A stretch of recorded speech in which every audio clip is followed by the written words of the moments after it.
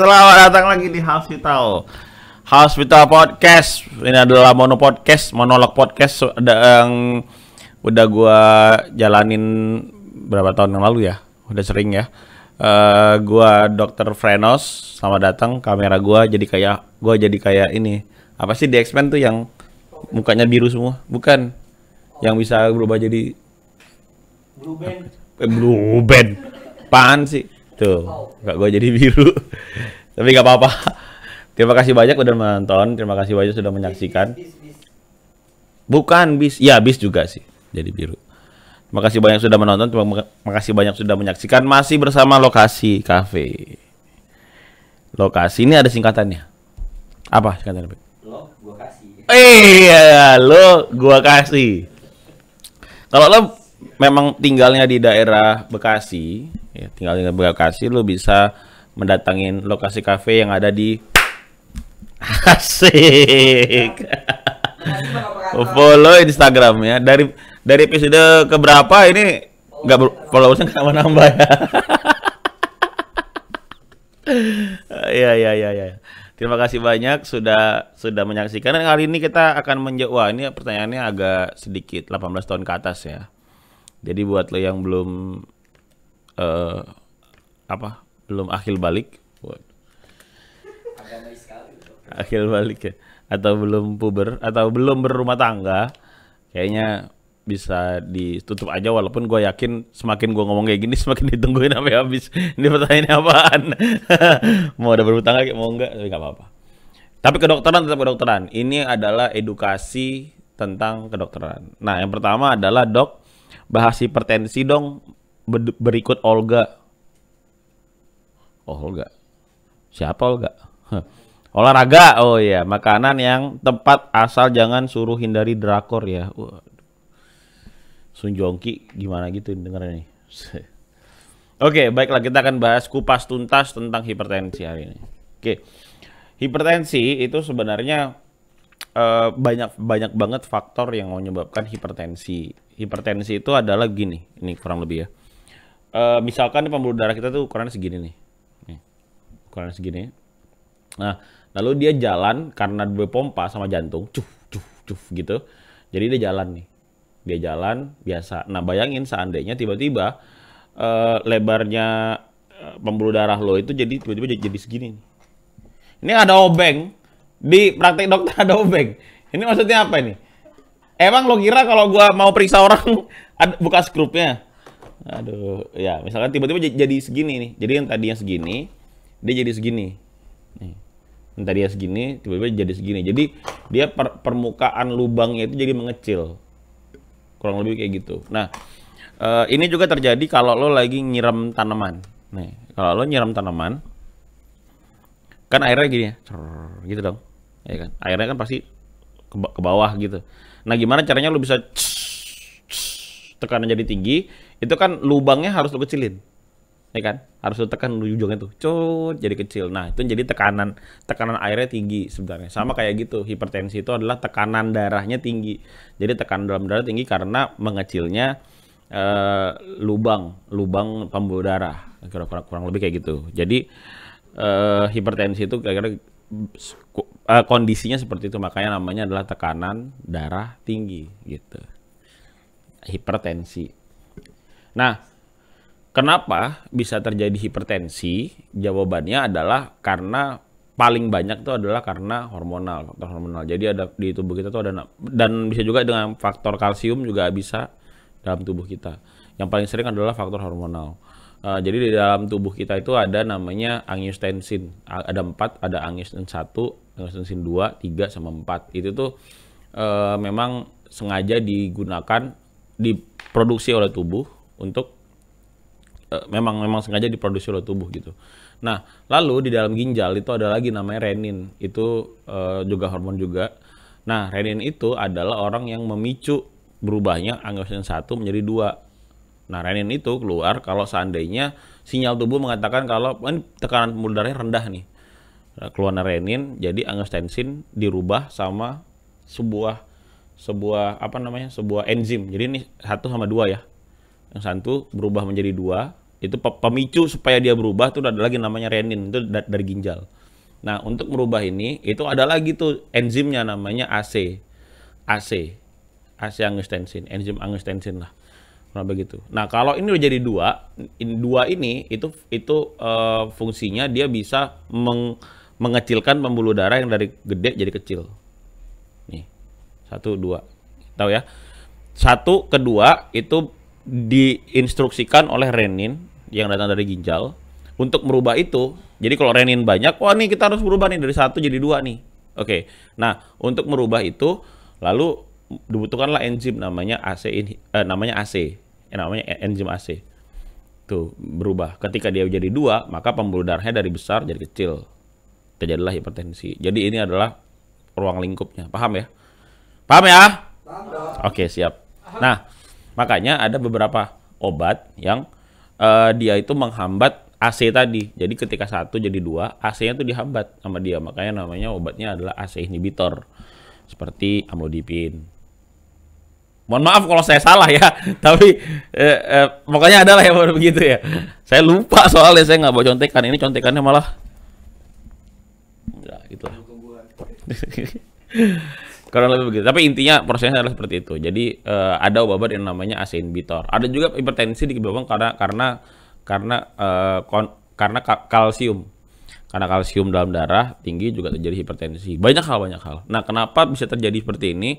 Banyak hal juga. Ada yang faktor keturunan, ada yang memang punya masalah nama ginjal, jadi reninnya itu keluar terus, ada yang kayak gitu, dan banyak ada juga karena obesitas, overweight, itu banyak banget itu kondisi-kondisi kayak gitu yang bisa menyebabkan kita hipertensi. Jadi apa olahraga yang paling untuk hipertensi tergantung dengan usianya. Jadi kalau usianya masih produktif, masih di bawah 50 tahunan, itu sebenarnya olahraga yang agak sedikit lebih berat itu sebenarnya masih diperbolehkan. Yang penting lo tuh harus cek dulu kesehatan jantung lo kayak gimana. Jadi kalau jantung lo bagus, olahraganya agak berat dikit juga nggak apa-apa sih gitu. Nah, terus kalau lo udah lansia ya cukup yang penting olahraga lah gitu. Karena kan hipertensi ini outputnya itu tuh banyak banget tuh, bisa jadi penyakit jantung, bisa jadi penyakit stroke, bisa jadi kalau dia ada diabetes bisa memperparah diabetesnya, banyak banget outputnya. Jadi memang hipertensi ini adalah akar semua masalah sebenarnya. Jadi ya itulah caranya begitu. Nah, pengobatannya juga beda. Kalau kenapa gue tadi menceritakan hal yang kayak yang gue ceritain tadi itu tuh masih ringkasnya aja tuh, karena sebenarnya kalau ngomongin hipertensi itu panjang banget tuh urutannya tuh, panjang banget. Nah, tapi gue menjelaskan itu kenapa? Karena sebenarnya hipertensi itu pengobatannya itu adalah mengakalin si tadi, kayak tadi yang gue bilang ada obat-obat yang ngeblok si AC-nya, makanya namanya AC inhibitor.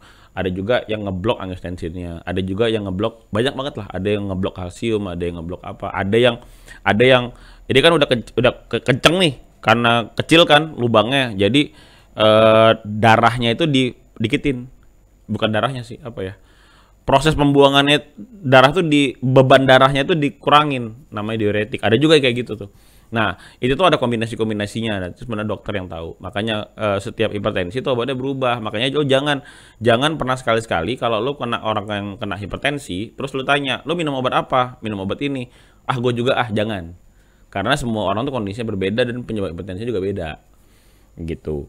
Terus hipertensi itu perlu obat nggak, Dok? Maksudnya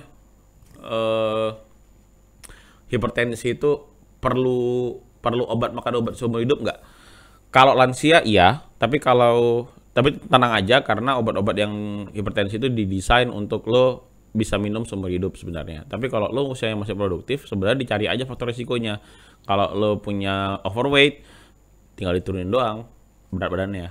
Bikin berat badannya jadi ideal. Maka kalau lo udah ideal, terus lo udah terapi juga hipertensinya, potensinya udah sesuai target, lo bisa berhenti minum obat darah tingginya gitu. Yang penting faktor risikonya dicari dulu. Kalau lo dalam usia produktif, artinya lo masih di bawah 50 tahunan ya, belum masuk lansia gitu. Tapi kalau lansia sudah kayaknya bakal minum obat terus menerus gitu. Makanan yang tepat, nah kadang-kadang makanan kayak sebenarnya makanan itu Kalau ngomongin makanan sebenarnya bukan bahaya di darah tingginya ya, gitu. Ada juga orang bilang garam, ada juga orang bilang daging-dagingan, makan kambing nggak boleh darah tinggi.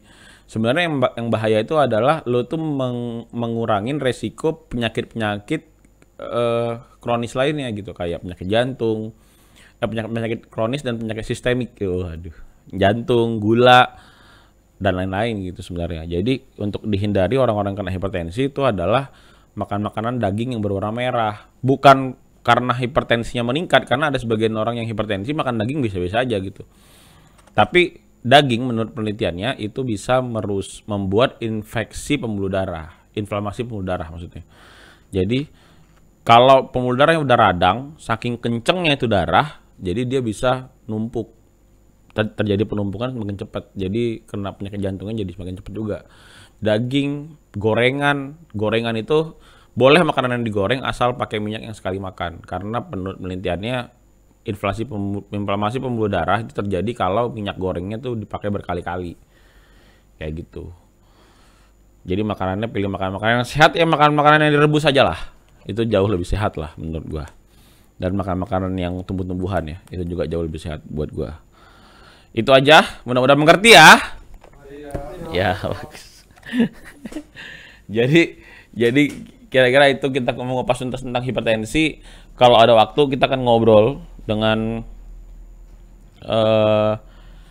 orang-orang yang dengan dokter-dokter penyakit dalam yang memang mengerti banget tentang hipertensi. Mudah-mudahan kalau ada waktunya nanti. Apa? Kan kemarin udah nyobain yang biru ya. Ya. Boleh kali yang lain. Lo mau nyoba yang mana? Yang mana aja dah. Asal yang biru kan kemarin udah. Nah, yang kemarin udah. Iya. Ini ada yang merah, mana yang merah? Tuh, bah. Hah? Tahu aja bajunya merah. Oh, ke baju gua, makanya merah. Kan belum nanya. Oh, belum lah, nanti. Ini masih pertanyaan pertama. Nah, silakan. Ini namanya vanilla cheesecake. Tapi Apa? Sorry nih. Apa nih? Yang lain kayaknya mau juga nih. Oh, lu pada mau juga? Iya. Lah kan ini anak-anak kois pada emosi. Ya udah nih. Oh, semua. Ya. Ya. Jangan lupa ya ke lokasi kafe ya. Kalau lo belum tahu ada di sini. Makasih, Dok. Bentar, operator lagi minta. Oh, operatornya lagi minum. Nanti ya buat lokasi kafe ya. Nanti ya, luar biasa. Nih, gantinya nih ya, Dok ya. Thank you ya. Ini kan gua kan mau minum. Udahlah. Bodo amat. Oke. Terima kasih ya buat lokasi kafe ya. Sama-sama. Gak dikasih gelas kosong loh. Aduh. Apa? Gue masuk dong. Bread masuk. Nih, produk kita udah ada produk. Produk kita udah ada. Terima kasih banyak. Ini handphone gua mati, jadi gua tidak tahu pertanyaan selanjutnya apa. Wah, ini anak kois gua nih baik nih. Anak kois gua baik ya. Oke, lanjut aja kita masuk ke pertanyaan. Itu tadi hipertensi udah beres ya. Mudah-mudahan itu guideline yang bisa lo jumpain. Mudah-mudahan lo bisa lebih strength lagi urusan sama hipertensi. Nanti kalau ada waktunya kita akan bahas lagi nih lebih dalam lagi tentang hipertensi, karena ini sebenarnya masuknya ke penyakit dalam ya. Karena penyakit dalam, dan jangan kaget ya, biasanya dokter yang menangani penyakit dalam adalah dokter penyakit ginjal. Karena apa? Karena tadi gue ceritain, karena ada enzim-enzim kayak renin dan lain sebagainya. Dan banyak juga orang yang karena pernah dioperasi ginjal malah hipertensinya malah naik, padahal nggak punya faktor keturunan, nggak punya faktor risiko lainnya, tapi tiba-tiba naik gitu. Itu karena masalahnya juga ada di ginjal. Jadi dokter penyakit dalam yang ngurusin soal hipertensi itu adalah ginjal, dokter ginjal gitu. Dokter penyakit dalam urusan ginjal, bukan urologi ya, beda lagi. Tapi dokter penyakit dalam urusan ginjal. Baik, terima kasih banyak sudah bertanya. Emang hipertensi ini pertanyaan paling banyak untuk dijawab. Dan masuk ke dalam episode 18 tahun ke atas ya. Oke, ini adalah pertanyaan 18 tahun ke atas lagi. Dok, mau tanya dok, tapi ini agak gimana gitu. Sebenarnya membesarkan penis itu bahaya nggak sih dok? Wow, ini pertanyaan yang luar biasa ya. Aduh, gua kok nanya kayak gini tuh takut salah ngomong gua. Kan pengalaman. Weh, tidak dong, gua tidak. Itu tidak perlu menggunakan. Nih ya, buat gua kasih tahu sama kalian ya. Gak penting size itu sebenarnya tidak mempengaruhi ya. Yang mempengaruhi itu adalah skill.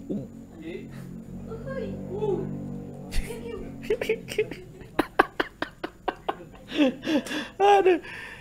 Ini tujuannya buat orang-orang yang merasa kalau atau tapi gue pernah cerita ini, gue cerita dulu ini. Dulu tuh gue pernah ada satu pasien. Jadi gue tuh dulu tuh sering ikut seorang dokter di Medan. Dia itu adalah dokter bedah urologi. Bedah urologi itu seperti yang lo tahu itu areanya area apa namanya? Area kerjanya itu adalah dari ginjal sampai ke saluran kemih. Jadi ginjal masuk ke saluran kemih, terus masuk ke testis dan kelamin gitu. Jadi itu area kerjanya di situ tuh. Namanya dokter bedah urologi, SPBU kalau lo di apa namanya? Iya, spesialis bedah urologi SPBU. Kalau lo datangin ke rumah sakit nih, gue nih kayaknya punya batu ginjal. Nah, itu di urologi tuh, bedah urologi. Nah, jadi itu ada pasien gua ini itu istrinya minta suaminya untuk membesarkan penis, ya. Dan datang ke kita jam 3 pagi, waktu itu gua ikut beliau kemana-mana, waktu itu gua masih semester 5, ikut beliau kemana-mana. Itu pas datang, itu tuh penisnya tuh bengkak, men. Bengkak banget, merah gitu. Merah, terus gede lah gitu. Gede tapi bengkak gitu. Bengkak gimana sih? Bengkak gitu dan nggak bisa ngapa-ngapain juga. Nggak bisa nggak bisa ngapa-ngapain. Saking bengkaknya tuh jadi kayak ada korpus. Jadi di dalam penis itu tuh ada kayak spons gitu kalau lo tahu. Jadi kalau penis itu dibelah, aduh ngilu juga gua. Dibelah itu tuh kayak ada spons gitu dia. Nah, spons ini tuh yang bisa membesar, mengecil. Kalau dia orang lagi ereksi itu kan artinya menegang ya. Gitu. Itu dia tuh sponsnya itu kayak busa cuci piring. Kayak busa cuci piring itu tuh kayak nutup gitu dia. Kayak nutup. Itu tadi ada suara ICU ya. Ada suara di ICU. Ya, jadi gitu. Jadi dia kayak menutup gitu. Jadi dia nggak bisa ngapa-ngapain, nggak bisa ereksi, nggak bisa ngapa-ngapain. Ya, itulah yang terjadi. Jadi apakah aman atau enggak? Sebenarnya yang nggak aman itu adalah caranya sih, teman-teman. Jadi caranya kan kadang-kadang kita ada kayak pakai lintah apa namanya? Minyak lintah atau ada yang pakai daun Papua, ada yang pakai apa lagi ya gitu ya, yang apa? Bulus tuh apa? Minyak bulus. Oh, minyak bulus. Emang ada? Serius lu? Oh, baru tahu gua. Nah, jadi kalau pakai minyak gitu tuh kadang-kadang bisa bikin lo infeksi. Infeksi bisa jadi yang tadinya pengen gede sih memang. Cuma kan jadi kagak bisa dipakai ya. Buat apa besar tapi tidak berfungsi? Iya. Buat apa besar jadi tidak berfungsi dan katanya juga bisa mempengaruhi kesensitivitasan. Jadi geli-gelinya hilang. Nggak juga dong. Ya mungkin bisa jadi ya, tapi gua nggak tahu ya. Tapi bisa jadi ya, iya kalau tahan lama. Kalau akibatnya nggak bisa tegang gimana? Jadi gede tapi nggak tegang. Tidak berfungsi dengan baik gitu loh, maksud gua. Untuk berhubungan suami istri kan tidak menarik ya. Jadi hati-hati aja gitu. Jadi nggak perlu lah menurut gua lah. Tidak perlu membesar-besarkan. Lebih bagus lo mendalami sex education yang lain yang mungkin bisa menambah wawasan lo bagaimana caranya berhubungan agar bisa saling memuaskan pasangan gitu. Jadi caranya yang perlu lo kulik, bukan senjatanya yang mesti lo perbesar, tidak. Karena kalau punya senjata bagus tapi skillnya cupu kan sama aja ya, noob juga ya kan. Tapi kan kalau senjatanya B aja tapi bisa headshot, wow, headshot, bahasa PUBG, bahasa anak PUBG. Kayak gitu ya teman-teman ya. Mengerti ya? Mengerti dong. Ini anak kois gue nih baik-baik nih. Dia punya pertanyaan juga. Boleh? Ada yang mau bertanya? Mungkin anak kois. Mau dok, tanya dong dok. Boleh tanya ya? Boleh, silakan. Silakan dipakai mikrofonnya. Kita akan bertanya dari, kalau tadi kan dari netizen, ini sekarang dari anak kois. Tapi ya. namanya disamarin aja. Namanya disamarin aja. Saya malu ibu saya nonton. Dari bapak siapa kalau boleh tahu saya? Jadi saya mau tanya, Iya. Bismillahirrahmanirrahim. Saya dari komunitas tanya-tanya nggak ada jawaban. Lebih bahaya mana? Berhubungan seks dengan wanita yang memiliki penyakit kelamin atau berhubungan seks secara anal? Mohon dijawab Pak Dokter. Terima kasih.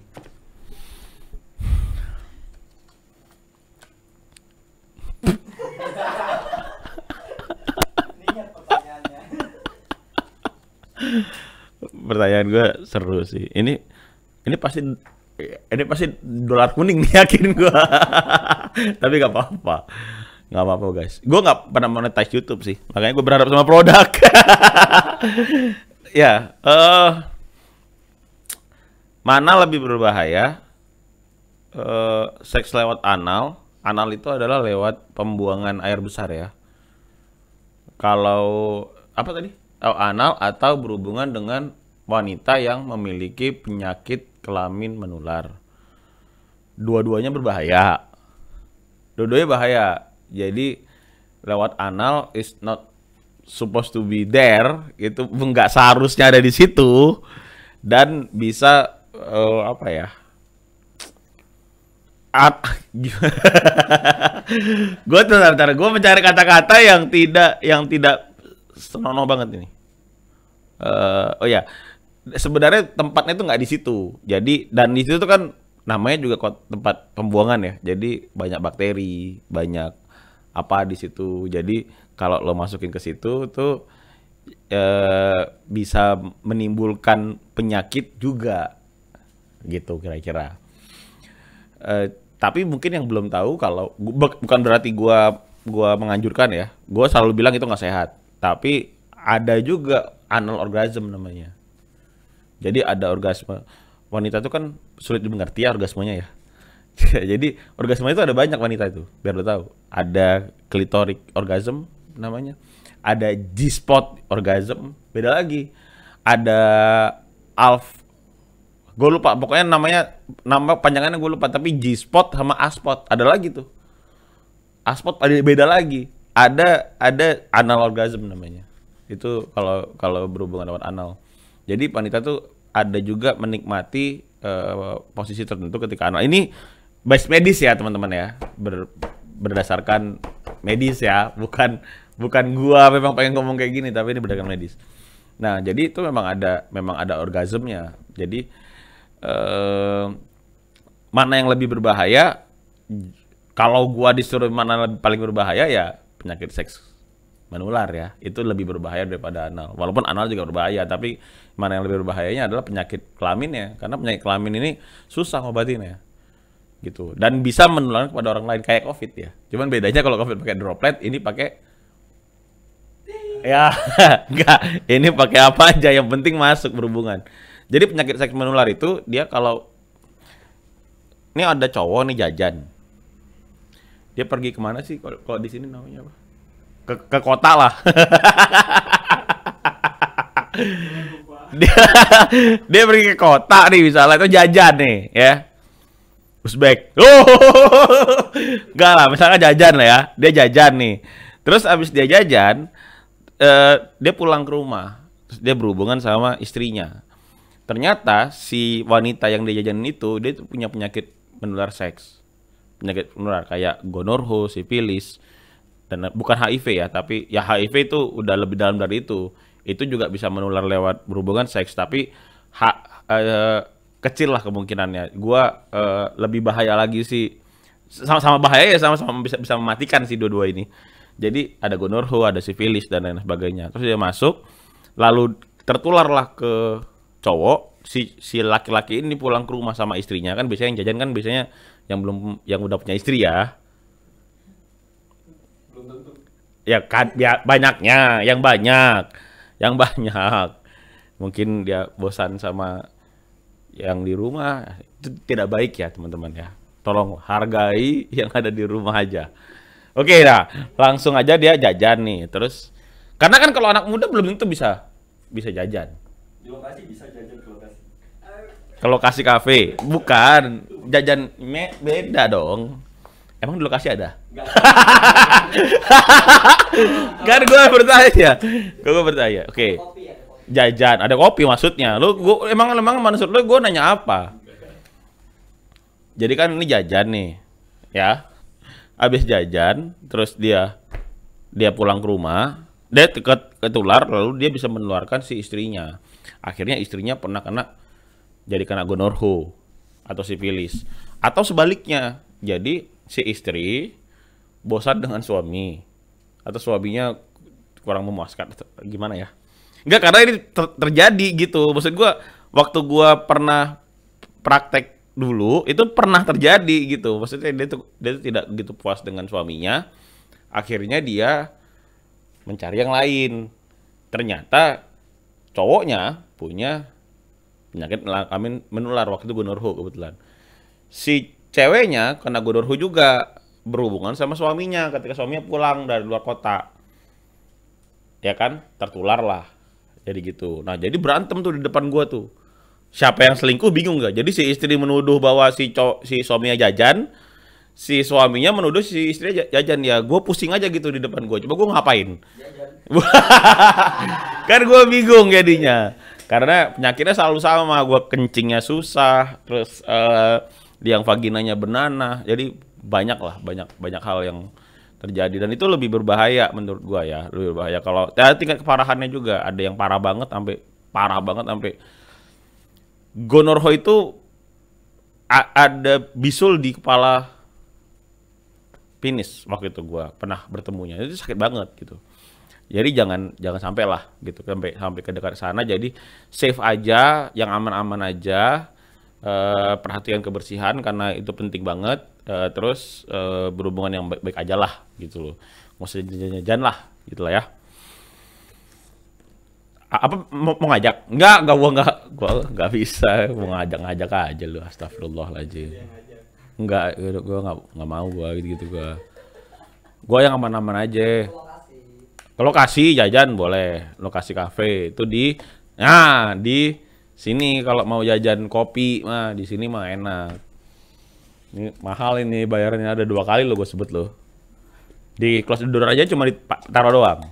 Nggak ada tuh, Instagramnya nggak ada. Mahal ini. Ya begitu sih. Begitu ya, Kois ya. Udah aman ya. Jadi ini adalah pengetahuan tentang seksual yang harus lo tahu. Kenapa? Karena zamannya sudah semakin canggih. Kalau dulu ya, zamannya gua muda nih.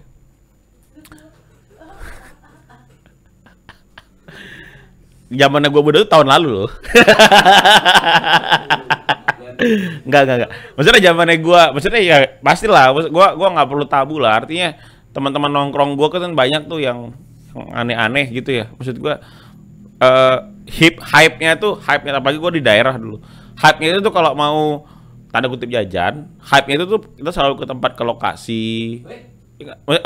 Maksudnya ke tempat sesuatu, ke lokasi prostitusi, maksudnya bukan lokasi kafe, bukan ke lokasi prostitusi gitu. Maksudnya kan ini ya, dulu tuh pemerintah masih ada mengukung ya gitu ya tempatnya gitu. Tahu daerah sini gitu. Yuk kita ke mana yuk? Ke Bandar Baru kalau gua dulu tuh, karena gua di Medan gitu. Nah, itu kan lokalisasi ya gitu. Lokalisasi beda dong. Itu kan lokalisasi. Nah, kalau sekarang kan sedikit ya tempat lokalisasi ya. Karena kan sekarang udah pakai aplikasi. Aku chat. Waduh, aku chat. Apa? Pasukan hijau. Ini lebih, menurut gua ya, jauh lebih tidak terkontrol, ya nggak sih? Karena kan bisa nego di situ. Udah nego, rupanya yang datang nggak sesuai foto, astagfirullah. Oke, ya. Bukan pengalaman gua, itu pengalaman teman-teman, pasien-pasien, kadang sering cerita kayak gitu sama gua. Ya, jadi janganlah, udah kita yang sehat-sehat aja, yang baik-baik aja lah gitu.